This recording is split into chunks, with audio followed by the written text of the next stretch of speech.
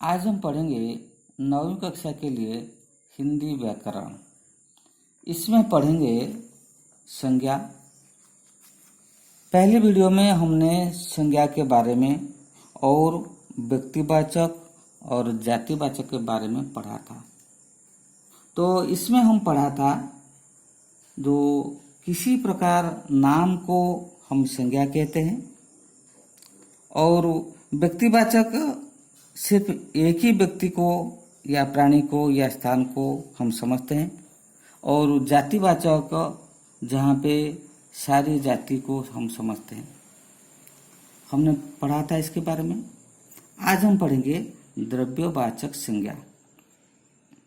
द्रव्यवाचक संज्ञा क्या है? ये बहुत सहज की बात है। द्रव्य या पदार्थों का नाम बताने वाले शब्द को द्रव्यवाचक संज्ञा कहते हैं। इसमें खास बात यह है कि द्रव्यवाचक संज्ञा अगणनीय होती है। बहुत बड़ी बात यह है, द्रव्यवाचक संज्ञा अगणनीय होती है, मतलब इसको हम नहीं गिनते हैं, नहीं गिन सकते हैं। इसे नापा या तोला जाता है। हम नापते हैं, मापते हैं। तोला जाता है, वजन करते हैं। जैसे धातु, सोना, पीतल, तांबा, चांदी, लोहा, स्टील। तो सोना को हम नहीं गिनते हैं, सोना को तोलते हैं, मापते हैं, तोलते हैं। पीतल, चांदी, इसको हम गिनते नहीं, ये अगणनीय होती है, ये पदार्थों का नाम होता है, इसीलिए ये होता है द्रव्यवाचक संज्ञा। तेल, दूध, पानी, शहद, इसको भी हम नहीं गिनते हैं। तेल को हम नहीं गिनते हैं, इसको नापते हैं, तोलते हैं। दूध को हम तोलते हैं, पानी, शहद, इसको हम गिनते नहीं, तो इसको तोलते हैं। द्रव्य, आटा, लकड़ी, घास, दाल, अन्न, इसको भी हम नहीं गिनते हैं, इसको वजन करते हैं, तोलते हैं।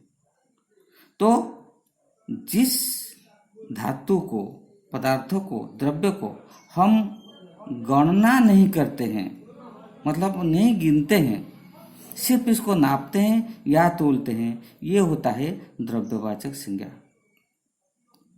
लेकिन इसमें एक बड़ी बात यह है, सोना एक द्रव्यवाचक संज्ञा, लेकिन सोने से जो चीज बनाया जाता है, जैसे जो कर्णफूल, ये इसको हम गणना करते हैं। जो चीजों से जो चीज बनाया जाता है, इसको गणना करते हैं, इसलिए सोना द्रव्यवाचक संज्ञा। लेकिन सोने से जो बनाया जाता है, कर्णफूल बनाया जाता है, अंगूठी जो बनाया जाता है, इसको हम जातिवाचक कहते हैं, क्योंकि वो इसको हम गिनते हैं। तो पीतल, चांदी, जो तांबा, लोहा, तो ये सब द्रव्यवाचक होता है। लेकिन लोहे से जो चीज बनाया जाता है, कटारी, इसको हम गिनते हैं। तो जिसको हम गिनते हैं वो बन जाता है जातिवाचक संज्ञा, जब लेकिन मूल रूप से ये होता है द्रव्यवाचक संज्ञा।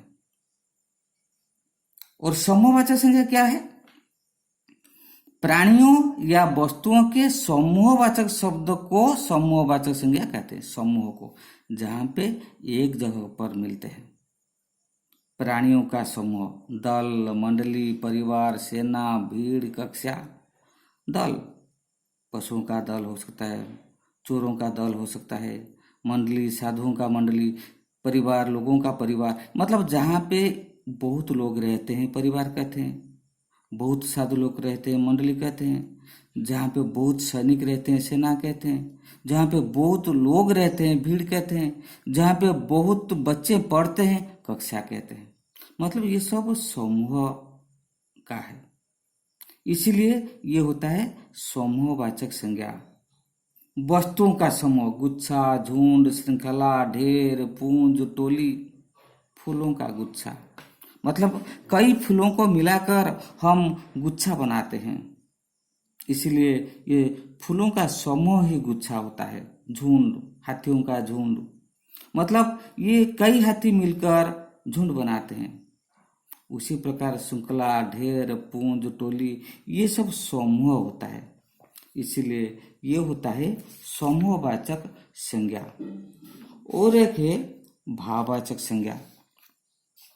ये भाववाचक संज्ञा क्या है?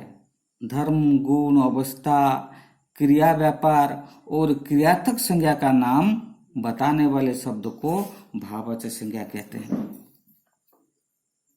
तो इसमें दो प्रकार का है, धर्म, गुण, अवस्था आदि को भाववाचक संज्ञा कहते हैं और क्रियार्थक संज्ञा को भी भाववाचक संज्ञा कहते हैं।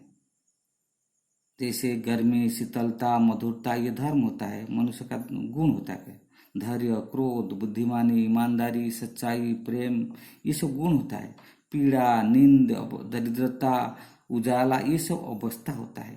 क्रिया जैसे प्रार्थना करना, भजन करना, दान, बहाव, दौड़, लिखावट, चाल ये सब क्रिया, व्यापार। और क्रियार्थक संज्ञा क्या है? टहलना, आना, पढ़ना, रोना, देखना, हंसना। टहलना एक क्रिया है, लेकिन क्रिया भी कभी कभी संज्ञा के रूप में आता है। जैसे राम टहलता है, ये क्रिया होता है। लेकिन सवेरे टहलना सेहत के लिए अच्छा है, सवेरे टहलना सेहत के लिए अच्छा है। यहाँ पे टहलना ये संज्ञा के रूप में आ जाता है।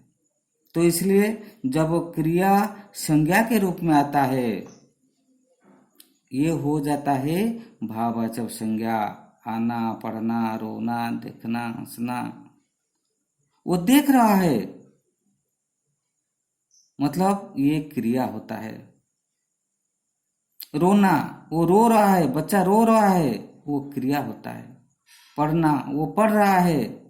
लेकिन ये शब्द कभी कभी क्या होता है, ये संज्ञा के रूप में आता है। जैसे बच्चे का रोना मुझे नहीं देखा गया, यहाँ पे बच्चे का रोना मुझे नहीं देखा गया, रोना का मतलब यहाँ पे संज्ञा के रूप में आता है। तो क्रियापद जब संज्ञा के रूप में आता है, ये होता है क्रियार्थक संज्ञा। जब क्रिया संज्ञा के रूप में आती है तब उसे क्रियार्थक संज्ञा कहते हैं। तो ये क्रियार्थक संज्ञा भी भाववाचक में भी आता है। भाववाचक संज्ञा दो प्रकार की होती है, मूल, यौगिक। मूल क्या है? प्रेम, घृणा, उत्साह, साहस, दया, क्षमा, ये मूल रूप में है। लेकिन यौगिक क्या है? इसका ये बदल जाता है। संज्ञा से लड़का से लड़कपन, साधु से साधुता यौगिक होता है। मुनि से मौन, मनुष्य से मनुष्यता। ये मूल, प्रेम मूल रूप है, लेकिन मौन मूल रूप नहीं है। मौन का मूल है मुनि, मनुष्यता का मूल है मनुष्य।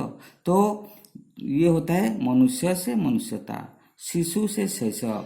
तो ये होता है भाववाचक संज्ञा। शैशव, मनुष्यता, मौन ये भाववाचक संज्ञा होता है। विशेषण से जैसे काला से कालीमा, काला विशेषण लेकिन कालीमा भाववाचक संज्ञा। चतुर विशेषण, वो एक चतुर लड़का है, लेकिन चतुराई उसका एक गुण है। बच्चे की चतुराई देखकर मैं आश्चर्य हो गया, मतलब ये गुण होता है।